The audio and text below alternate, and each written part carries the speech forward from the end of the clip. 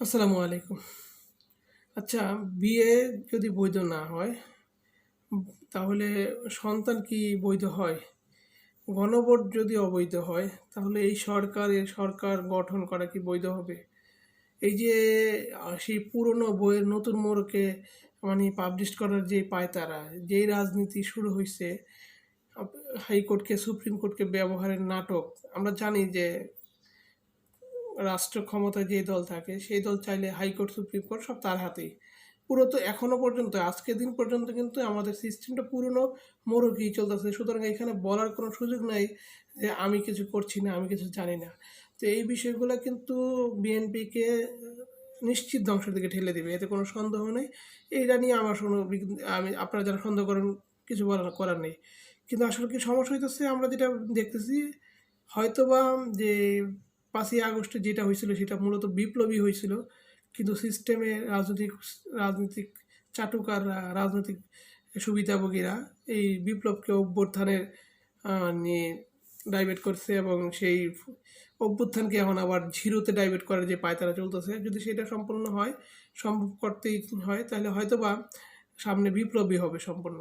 মানে এই জাতিটা পুরোই একটা বিপ্লব করেই পুরো সব কিছু পরিবর্তন করে ফেলবে। কারণ এতে তো অনেক কিছু আছে।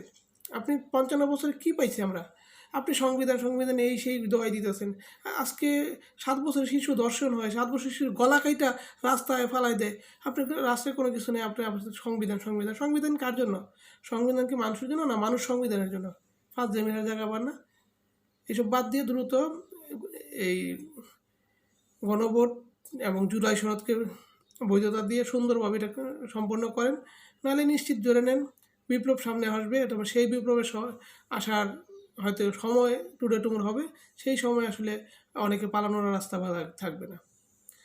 আমি ব্যক্তিগতভাবে নিজে আমি ভোট দেওয়ার জন্য ভোট কেন্দ্রে আমি যাওয়ার মতো কোনো মন মানসিকতা ছিল না, কারণ হচ্ছে আমার ভোটের প্রতি ইন্টারেস্ট আমার নাই।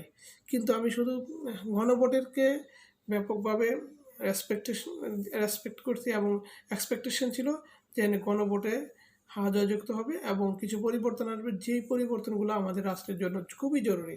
কারণ হচ্ছে জবাবদিহিতামূলক রাষ্ট্র ছাড়া কখনো রাষ্ট্র একটা স্বাভাবিক গণতান্ত্রিক রাষ্ট্র হতে পারে না। আর গণতান্ত্রিক রাষ্ট্র হতে হলে আপনার শতভাগ জুলাই সনদ বাস্তবায়ন করতে হবে, এবং জুলাই সনদের মাধ্যমে গণতন্ত্র প্রতিষ্ঠা করতে হবে। আর যদি সেটা সম্ভব না হয়, তাহলে নিশ্চিত আরেকটা বিপ্লবের জন্য আপনাকে প্রস্তুত থাকতে হবে, এবং সেই বিপ্লবে আপনারা পালানোর জায়গা পাবেন না। সেই বিপ্লবে সব কিছু পরিবর্তন হয়ে যাবে, এবং সেই পরিবর্তন না চাইলে সব কিছু সহজভাবে মেনে নেন। আসসালামু আলাইকুম রহমতুল্লাহ বারাকাতুহু।